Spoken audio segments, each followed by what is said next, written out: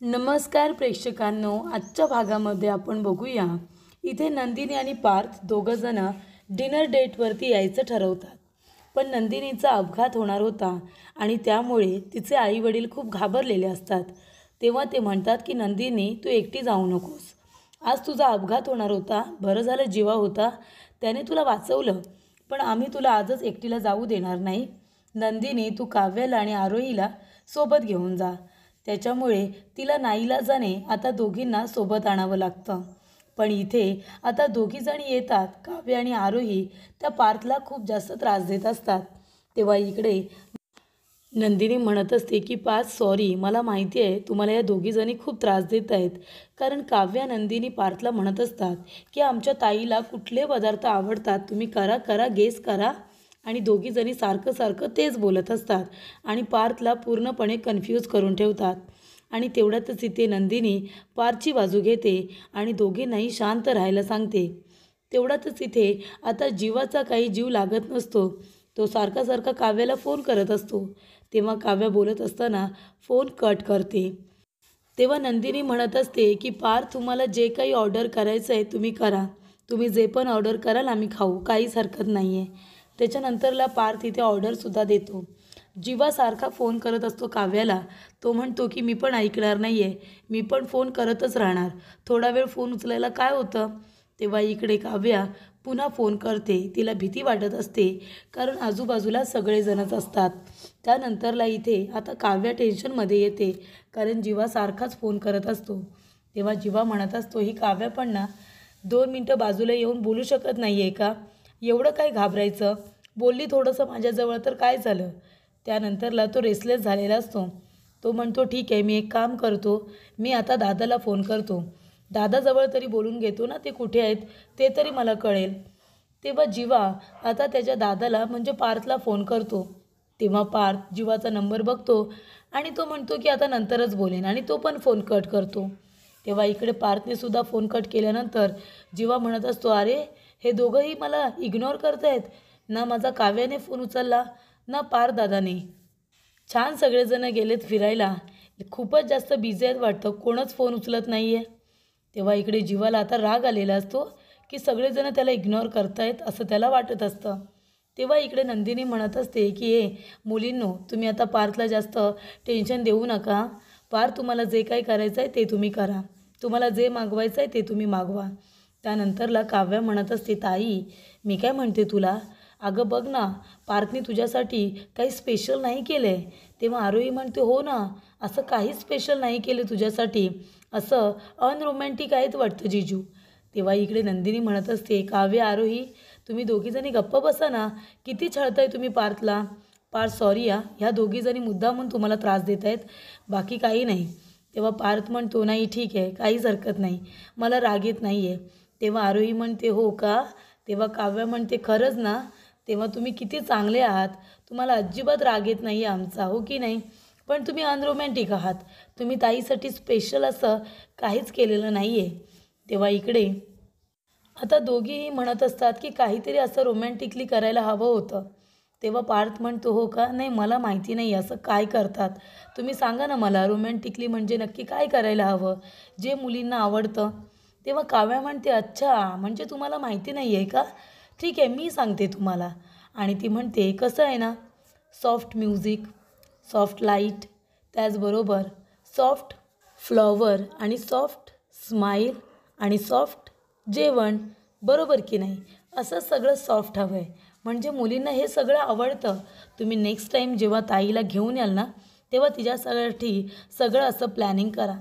तेव्हा पार्थ म्हणतो, नक्कीच. त्यानंतरला बुके आलेला असतो.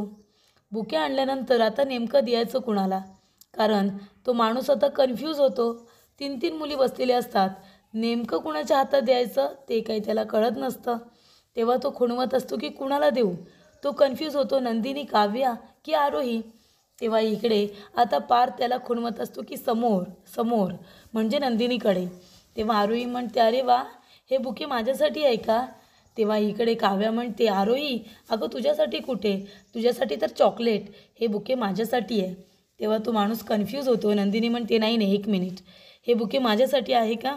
तेव्हा इकडे पार्थसुद्धा तिच्याकडे बघून एक गोड स्माईल देतो. तेव्हा नंदिनी म्हणते थँक्यू, हे बुके माझ्यासाठीच आहे. त्याच्यानंतर केक आलेला असतो. केक आल्यानंतर आरोही म्हणते वा वा, केक माझ्यासाठी आहे का? तेव्हा काव्या म्हणते ऑफकोर्स तुझ्यासाठीच असेल, हो की नाही? तेव्हा इथे आरोही म्हणते नाही, पण ह्याच्यावरती तर नंदिनीताईचं नाव आहे, मग हे नंदिनीताईसाठी केक आहे का? तेव्हा इथे काव्या म्हणते अगं मग मग कुणासाठी असणार? पार्थने नंदिनीताईसाठी तर केक मागवला आहे, हो ना पार्थ? तेव्हा पार्थ म्हणत असतो की नाही नाही, तुमच्यासाठी सुद्धा मागवला आहे. तेव्हा आरोही म्हणते कुणासाठीही मागवला असेल, ताईसाठी मागवलं तरी पण चालेल, पण केक कट तर आम्हीच करणार, हो की नाही? तेव्हा पार्थ म्हणतो हो, तुम्ही कट केला तरी पण चालेल. तेव्हा इथे नंदिनीसाठी आणलेला केक आरोही आणि काव्या दोघीजणी कट करतात. तर इथे प्रेक्षकांनो, ह्या वेळेला पार्थला आणि नंदिनीला ते दोघेजण जरी बोलत नसले तरीसुद्धा मनातल्या मनात राग तर आलाच असेल. कारण आरोही आणि काव्या दोघीजणी खूप जास्त त्रास देत असतात त्या दोघांना. तेव्हा इथे केक कट केल्यानंतर पार्थ नंदिनीकडे बघत असतो, नंदिनी पार्थकडे. नंदिनी म्हणते सॉरी पार्थ. पार्थ म्हणतो नाही, काहीच प्रॉब्लेम नाही आहे, काहीच प्रॉब्लेम नाही. त्यानंतरला इथे दोघीजणी कट केक करतात आणि एक एक पीससुद्धा खायला सुरुवात करतात. तेव्हा इकडे पार्थ म्हणत असतो की नंदिनी तुम्ही पण घ्या ना. तेव्हा नंदिनी म्हणते हो मी घेते, तुम्ही पण घ्या ना. आणि दोघेही एकमेकांना आता केक देतात. तेव्हा इकडे नंदिनी पार्थकडे बघत असते आणि मनामध्ये म्हणत असते की बिचारे पार्थ किती आणि काय काय करत आहेत माझ्यासाठी, पण ह्या दोघीजणी खूप त्रास देत आहेत पार्थला. त्यानंतर इथे वायोलिन एक मागवलेलं असतं, तिच्यासाठी छान म्युझिक वाजणार असतं, पण तो मुलगाच येत नाही. इथे पार्थने अरेंजमेंट केलेली असते, पण तो मुलगाच येत नाही. त्यानंतरला इकडे तो खाणाखुणा करत असतो की मुलगा कुठे आहे? तेव्हा नंदिनी पार्थकडे बघते आणि म्हणत असते की आता कुठला तरी प्लॅन अजून फसलाय वाटतं. बिचारे पार्थ पहिल्यांदाच असं काहीतरी करतायत, मी समजू शकते, म्हणूनच सगळा गोंधळ उडाला आहे. त्याच्यानंतरला इकडे आता काव्या म्हणते की चला आता जेवून झालं आहे ना आपलं, निघूया का आपण? तेव्हा आरोही म्हणते हां हां काव्या निघूया, आपल्याला उशीर होतो आहे. काव्या म्हणते ताई चल निघूया ना. तेव्हा नंदिनी पार्थकडे बघते आणि म्हणते हो निघूया ना, उशीर होतो आहे. तेव्हा इकडे नंदिनीला वाटत असतं की आम्ही दोघेजणं एवढे भेटलो पण आम्हाला काही बोलताच आलं नाही. त्याच्यानंतरला आता इकडे जात असताना मॅनेजर तिथे येतात आणि इथे पार्थला सॉरीसुद्धा म्हणतात, कारण एक सरप्राईज राहिलेलं असतं ना म्युझिकचं. तेव्हा इकडे तो मुलगा वेळेवरती काही येतच नाही, त्याच्यामुळे ते सरप्राईज द्यायचं राहिलेलं असतं आणि त्यामुळे मॅनेजर स्वतः तिथे येतात आणि पार्थला सॉरी म्हणतात. तेव्हा इकडे आता बाहेर आल्यानंतर काव्या म्हणत असते ठीक आहे पार्थ, आम्ही निघतो, तुम्हाला आम्हाला भेटून छान वाटलं ना? तेव्हा पार्थ म्हणतो हो नक्कीच छान वाटलं. तेव्हा काव्या म्हणते नाही नाही, तुम्हाला दोघांना मनात असं वाटलं असेल की यांना चावू की खाऊ, हो की नाही? असंच झालं असेल ना तुम्हाला की आम्ही दोघीजणी इथे कशाला आलो मरायला, कबाब में हड्डी, असंच वाटलं असेल. तेव्हा पार्थ म्हणतो नाही नाही, असं नाही वाटलं, खरंच तुम्हाला भेटून छान वाटलं. तेव्हा इकडे नंदिनी म्हणते बरं ठीक आहे पार्थ, आम्ही निघतो. तेव्हा काव्या म्हणते नाही ताई, तू थोडा वेळ थांब, तुम्ही दोघेजणं गप्पा मारा, आम्ही दोघीजणी गाडीमध्ये जाऊन बसतो, कारण मला माहिती आहे आमच्या दोघींमुळे तुम्हाला दोघांना अजिबात बोलता आलेलं नाही आहे. तेव्हा तुम्ही कितीही बोलत असाल ना की आम्ही आलेलं तुम्हाला आवडलं, तरी पण मला माहिती आहे की तुम्हाला इतकं ते आवडलेलं नाही आहे, बरोबर ना? तेव्हा इकडे आता नंदिनी आणि इथे पार्थ दोघेजण एकमेकांकडे बघून हसायला लागतात. तेवढ्यातच इथे आता वायोलिन वाजवणारा मुलगा तिथे आलेला असतो. तेव्हा तिथे मॅनेजर येतात आणि म्हणतात की सर तो आला आहे, ट्रॅफिकमध्ये अडकला होता म्हणून यायला उशीर झाला. तेव्हा पार्थ म्हणतो काही हरकत नाही, तुम्ही जरी इथे आता वाजवलं तरीसुद्धा चालेल, अजून वेळ गेलेली नाही आहे निघून. तेव्हा तो मुलगा आता खूप छान असं वायोलिन इथे वाजवतो, खूपच छान ते म्युझिक वाजतं ना, तर इथे काव्य आणि आरोहीसुद्धा बघायला लागतात. एवढं सुंदर आणि मधुर असं वायोलिन वाजवलेलं असतं. तेव्हा नंदिनी म्हणते पार्थ तुम्ही किती काय काय केलं माझ्यासाठी, खरं सांगते मला हे खूप आवडलं. पहिल्यांदाच माझ्यासाठी कुणीतरी एवढं छान सरप्राईज प्लॅन केलं आणि मला ते खूपच जास्त आवडलं. तेव्हा आरोही म्हणते मला पण आवडलं. काव्या म्हणते हो मला पण आवडलं, तुम्ही आमच्या ताईसाठी खूप छान सरप्राईज केलं, तुम्ही आमच्या ताईला पुढेसुद्धा असेच आनंदी ठेवाल. तुम्ही दोघेजण एकदम सारखे आहात, एकमेकांना सिमिलर आहात, एकमेकांना खूप छान पद्धतीने समजून घ्याल आणि तुम्ही आमच्या ताईला एकदम खुश ठेवाल, याच्यामध्ये आता काहीही आम्हाला शंकाच नाही आहे, असं काव्या म्हणते. तेव्हा इकडे नंदिनी पार्थ एकमेकांकडे बघून खुश होत असतात, आनंदी होत असतात. एकमेकांना भेटून ते दोघेजण खूपच जास्त खुश होऊन आता घरी आलेले असतात. तर इथे जीवावरती एक खूप मोठी जबाबदारी असते. त्याला सकाळी लवकर उठायचं असतं. तेव्हा जीवा आता अलाराम लावून झोपलेला असतो. अलाराम वाजतोय, जीवा काही उठत नाही आहे. जीवा म्हणतो, अरे एवढ्या लवकर काय तू उठतोयस? अरे झोप, अजून खूप उशीर आहे, मला पण झोपू दे. मला एवढ्या पहाटे उठायची सवय आहे का? मी उठणार नाही आहे, तू पण झोप. तेव्हा इथे जीवा म्हणतो, अरे झाली का पहाट? उशीर झाला की काय मला? तेव्हा इकडे जीवा आता घाईघाईने तयार होऊन बाहेर पडत असतो, कारण त्याला जायचं असतं मंदिरामध्ये आणि जर उशीर झाला तर काव्या त्याला सोडणार नाही, त्याला माहिती असतं. तेव्हा इकडे काव्या सूर्योदयाच्या आधी मंदिरामध्ये आलेली असते आणि ती दिवे लावत असते. तर इकडे तिने आता 5 दिवे लावलेले असतात. ती म्हणत असते की लग्न झालेले कपल मंदिरामध्ये येतात आपल्या सुखी संसारासाठी प्रार्थना करायला, दिवे लावायला. पण मी आणि जीवा आम्ही दोघेजण आधीच येतो, कारण मी देवाजवळ प्रार्थना केली आहे की आमचं लग्नसुद्धा अगदी व्यवस्थित पार पडू दे, कुठलेही विघ्न येता कामा नये, आम्ही दोघे आमच्या स्वतःच्या पायावरती अगदी खंबीरपणे उभे राहू, असं मागणं ती मागत असते. आणि त्यासाठी सूर्योदयाच्या आधी मंदिरामध्ये यायचं असतं.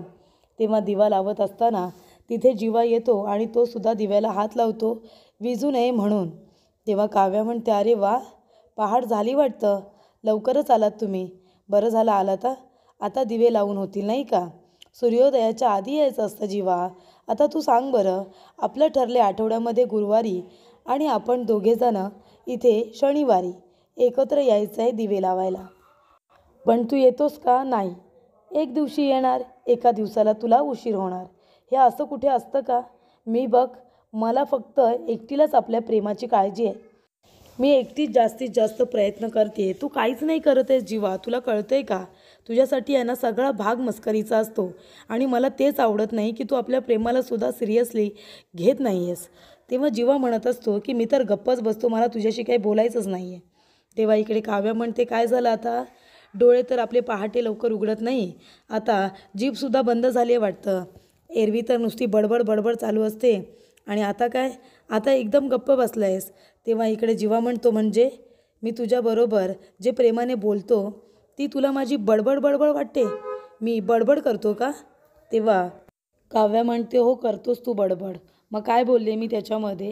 आपलं ठरलंय ना इथे येऊन आपण सकाळी सूर्योदयाच्या आधी पहाटे येऊन दिवे लावायचे. तू येतोस का? आपल्या प्रेमासाठी तू एवढं नाही का करू शकत? तेव्हा इकडे जीवा म्हणत असतो की कशाला येऊ मी? माझी काय गरज आहे तुला? तू तर एकटीच जातेस ना एन्जॉय करायला, मजा मस्ती करायला. मी तिथे आल्यानंतर कबाब मी हड्डी असतो, मग मला तुम्ही लोक घेऊन जात नाही. जाऊ दे मग, मी कशाला येऊ? तेव्हा इथे काव्या म्हणते, अच्छा, म्हणजे त्याचा राग आलाय तर तुला, त्यासाठी तू रुसला आहेस. मग रुस, तू रुसलास ना तरीसुद्धा चालेल. तुला कुठे तिथे बोलू जीवा, तू सांग बरं. तू तिथे आला असतास ना, नक्कीच काहीतरी आगाऊपणा केला असतास. तेव्हा जीवा म्हणतो, अजिबात नाही. मी जर आलो असतो ना तर अजून धम्माल आली असती, पण तुला तर मला कुठे घेऊनच जायचं नसतं. तेव्हा इकडे काव्या म्हणत असते, अरे काल ताईचा अपघात होणार होता ना, आई बाबा खूप घाबरले होते. आई बाबा म्हणाले की ताईसोबत जा म्हणून. तेव्हा जीवा म्हणतो, अच्छा, म्हणजे तुम्ही लोक तिच्याबरोबर गेलात, तिचा अपघात झाला असता म्हणून. आणि जिला वाचवलं, ज्याने वाचवलं त्याला तिथे बोलावलंच नाही, बरोबर की नाही? मी वाचवलं ना नंदिनीला, मग मला तिथे का नाही बोलावलं? आणि तू म्हणतेस ना की मला आपल्या प्रेमाची किंमत नाही आहे, बरोबर ना? मी आपल्या प्रेमासाठी काही नाही करत. तुला माहिती आहे पहाटे पहाटे येऊन हे 50 दिवे कुणी लावलेत? हे 50 दिवे मी लावलेत, मी. पण जाऊ दे गं, तुला ना माझी काही किंमतच नाही आहे. तू फक्त ना मला बोलत राहा, मला हाडूस हुडूस करत राहा. त्यानंतरला तिथे एक छोटा मुलगा येतो आणि म्हणतो, दादा चल आता 50 दिवे लागलेत, 10 चॉकलेटं दे. तेव्हा इकडे जीवाचा प्लॅन आता फसलेला असतो. तेव्हा इकडे जीवा म्हणते, अरे आता कुठे चॉकलेटं देऊ तुला? चॉकलेटं काय मी खिशामध्ये घेऊन फिरतो की काय? तेव्हा काव्या म्हणते, बाळा सांग मला, तुला कसली चॉकलेटं हवी आहेत? तेव्हा तो मुलगा म्हणतो, ताई या दादाने काल मला सांगितलं होतं की उद्या येऊन सकाळी पहाटे पहाटे जर 50 दिवे मी इथे लावले तर हा दादा मला 10 चॉकलेटं देईल. पण आता द्यायला नाही म्हणतोय. तेव्हा इकडे जीवा म्हणत असतो, अगं नाही काव्या नाही, खोटं बोलतोय ग हा, असं मी काही बोललेलो नाही आहे. तेव्हा काव्या रागानेच तिथून निघून जाते. तर इकडे शनायाने एका मुलीला जबाबदारी दिलेली असते आणि ती जबाबदारी अशी असते, ती म्हणालेली असते की काम आजच्या आज झालं पाहिजे आणि एकदा का काम झालं की लगेच मला फोन करायचा आणि कन्फर्मेशन द्यायचं की काम झालेलं आहे आणि बाकीचे पैसे घेऊन जायचे, पण काम हे आजच्या आज झालंच पाहिजे. तेव्हा इकडे ती मुलगी म्हणत असते, काळजी करू नका, काम तुमचं 100% होईल. तेव्हा इकडे भास्कर काकांनी ऐकलेलं असतं शनायाला बोलताना. तेव्हा भास्कर काका म्हणतात की शनाया, कुठल्या कामाबद्दल बोलत होतीस तू? तेव्हा शनाया म्हणते, डॅड, जे तुम्ही करत नाही आहेत ना माझ्यासाठी, ते मला करावं लागते. नंदिनीचं काम मी तमाम करायला सांगितलं आहे. नंदिनी माझ्या आणि पारच्या रस्त्यातला काटा आहे, तिला आता मी बाजूला काढायला सांगितलं आहे.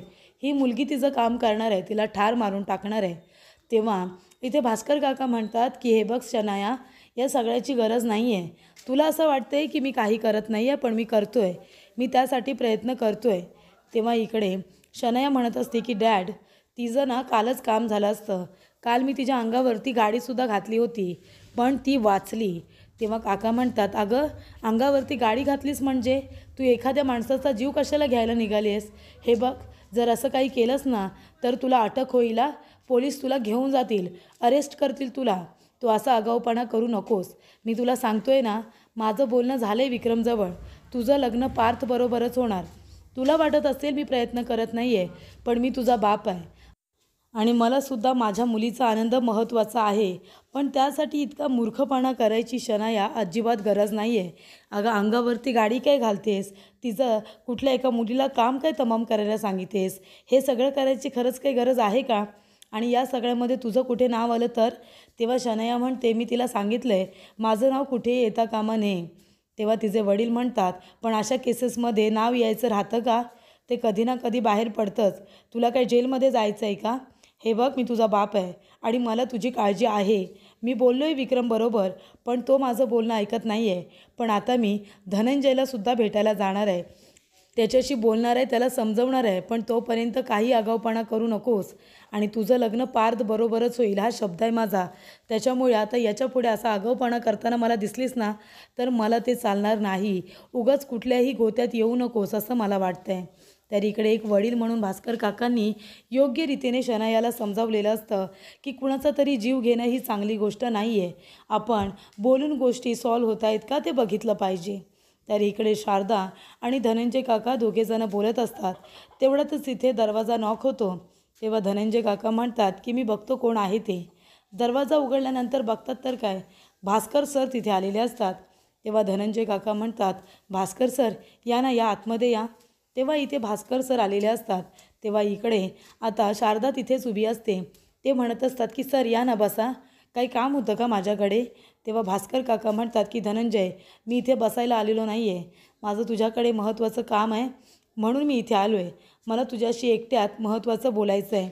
तेव्हा इकडे धनंजय काका म्हणतात की ठीक आहे सर, बोलूया ना. तेव्हा शारदाला आतमध्ये जायला सांगतात. तेव्हा इकडे धनंजय काका म्हणतात, बोला ना सर, काय बोलायचं आहे? तेव्हा इकडे भास्कर काका म्हणत असतात की हे बघ धनंजय, मी थेट मुद्द्यावरतीच येतो, मला जे काही बोलायचं आहे ते मी बोलून टाकतो. तेव्हा भास्कर काका म्हणत असतात की हे बघ, तुझ्या मुलीचं जे पार्थबरोबर लग्न ठरलं आहे ना विक्रमच्या मुलाजवळ, ते लग्न तू मोडून टाक. तुझ्या नंदिनीचं आणि पार्थचं लग्न मोडून टाक. तेव्हा धनंजय काका म्हणतात की सर तुम्ही हे काय बोलताय? माझ्या मुलीचं ठरलेलं लग्न तुम्ही मला मोडायला का सांगताय? तेव्हा इकडे भास्कर काका म्हणतात, कारण माझ्या मुलीला शनायाला पार्थ खूप आवडतो आणि तिला पार्थबरोबर लग्न करायचं आहे आणि तिने हट्ट केला आहे माझ्याजवळ. त्याच्यामुळे मी तुला सांगतो आहे की तू आत्ताच तुझ्या मुलीचं आणि पार्थचं लग्न मोडून टाक. विक्रमबरोबर माझं बोलणं झालं आहे, पण विक्रम काय ऐकायला तयार नाही आहे, म्हणून मी तुला सांगतो आहे. तू तरी शहाणा आहेस, तू माझं ऐक.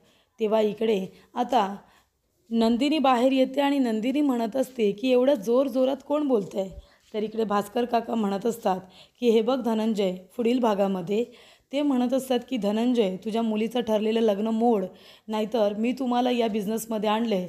माझ्याशी जर वैर घेतलंस ना तर जे काही आहे ना, पैसा अडका धन दौलत, सगळं काही उद्ध्वस्त करून टाकेन. आत्ताच सांगतो मी तुला. भास्कर काकांनी इथे जणू काही धमकीच दिलेली असते धनंजय काकांना. तेव्हा इकडे आता नंदिनी म्हणते की बाबा इथे भास्कर काका आले होते का? तेव्हा नंदिनी इथे फोन करत असते पार्थला.